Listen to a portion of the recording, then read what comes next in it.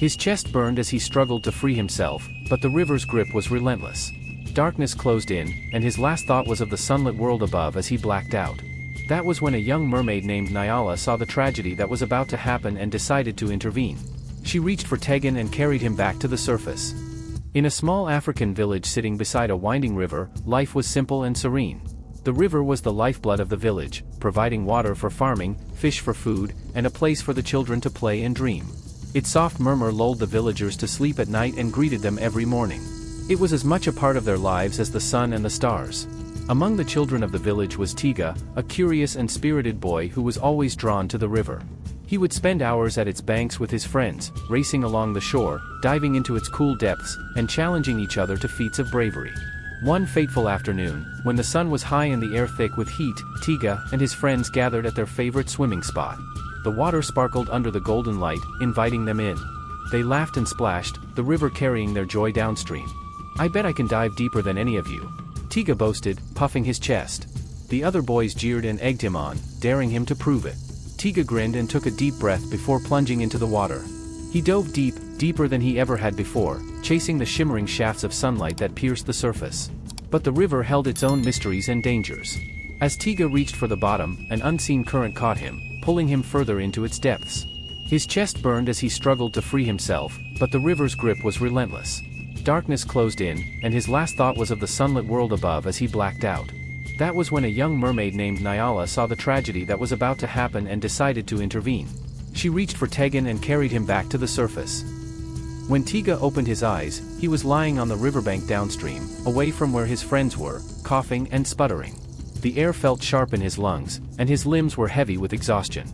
Hovering above him was a figure unlike anything he had ever seen.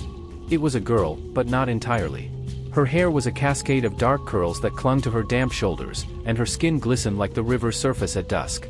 Her eyes, an otherworldly green, held a mixture of concern and curiosity. But most astonishing of all was her lower body, a long, shimmering tail that sparkled in the sunlight. "She's a mermaid." "You're awake," she said, her voice as soft and flowing as the river's current. Tiga stared, wide-eyed and speechless. Who are you?" he finally managed to whisper. "My name is Nyala," she replied with a gentle smile. "I saw you drowning and brought you back." Tiga sat up slowly, his gaze still fixed on her. "You saved me." Nyala nodded. "The river is my home. I couldn't just let it take you." Gratitude and joy filled Tiga's heart. As he walked up to the side of the riverbank to reunite with his friends, everyone was surprised as they expected him to swim up from the river. Instead he walked to them from the side of the river. Tiga didn't bother to tell them the story of what happened. As he recovered, he promised himself he would find a way to thank Nyala. And so, in the days that followed, he returned to the river, hoping to see Nyala again. He would sit by the water's edge, calling her name softly, his voice blending with the rustling reeds and the river's song. Nyala always came, emerging from the water with a smile that lit up her face. Their conversations grew longer, their bond stronger. Tiga shared stories of his village life, tales of planting season, market days, and the dances held under the moonlight. Nyala, in turn, told him of her underwater world, a realm of sparkling currents, singing fish, and ancient secrets hidden in the river's depths.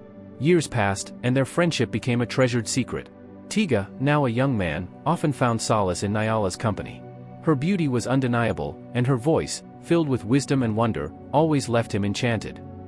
One evening, as they sat together on a rock overlooking the river, Nyala spoke hesitantly. "Tiga, do you think I'm beautiful?" Tiga looked at her, surprised by the question. "Of course, Nyala. You're the most beautiful being I've ever seen. There's no one like you." Though his words warmed her heart, Nyala sensed they lacked the depth she yearned for. To Tiga, she was a marvel, a friend, a savior, but not the object of his affection. Her feelings for Tiga grew with each passing day, filling her with both joy and sorrow. She longed for him to see her as she saw him, but she also feared the barriers that stood between them, barriers of flesh, blood, and kind. Meanwhile, Tiga's life in the village took a new turn. His parents began urging him to settle down, to find a wife and start a family. Among the young women of the village, one stood out, Ajalam. She was kind and graceful, with a laugh that could light up a room. Tiga found himself drawn to her, and the feeling seemed mutual. Nyala watched from the river, her heart heavy with jealousy and despair.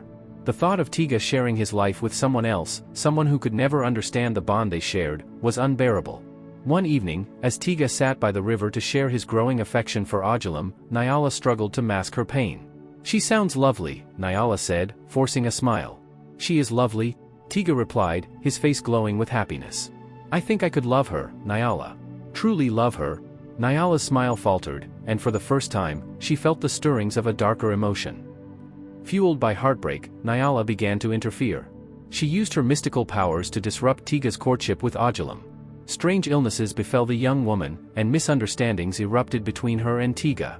What began as a budding romance quickly unraveled, leaving Tiga confused and frustrated.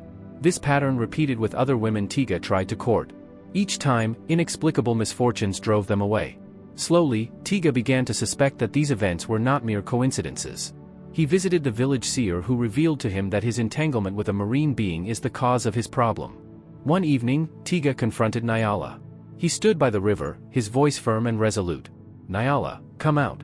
I need to speak with you. She emerged from the water, her face a mixture of guilt and defiance. What's wrong, Tiga? You know what's wrong, he said, his tone sharper than she had ever heard. Is it you? Are you the one causing all these things to happen? Nyala's silence spoke volumes. Why, Nyala? Tiga asked, his voice heavy with hurt. Why would you do this to me? Tears welled in her eyes as she finally confessed. Because I love you, Tiga, she said, her voice trembling. I've loved you from the moment I saved you. But you don't see me the way I see you. Tiga was taken aback. He had never imagined that her feelings ran so deep. Nyala, he said gently, you're my friend, and I care for you deeply. But we're not the same.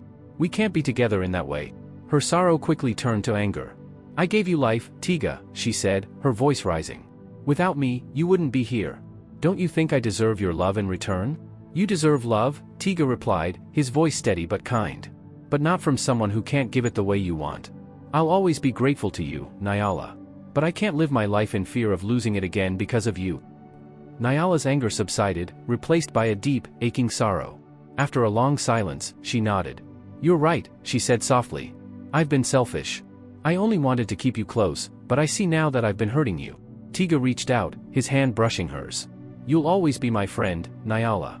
But I need to live my life, my human life. With tears streaming down her face, Nyala retreated into the river. In time, Tiga married Ajalam, and their union brought joy to the village. Nyala, though heartbroken, stayed true to her promise to never interfere again. From the depths of the river, she watched over Tiga and his family, ensuring their safety and prosperity.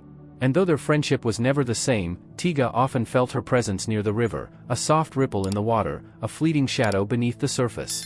It was her way of saying she was still there, still watching, still caring. Nyala, for all her love and longing, found solace in knowing she had been a part of Tiga's life. Her sacrifice was her gift to him, a chance at happiness, even if it meant letting him go. In the end, their bond remained unbroken, a testament to the enduring power of love and friendship, even across the vast divide of two different worlds.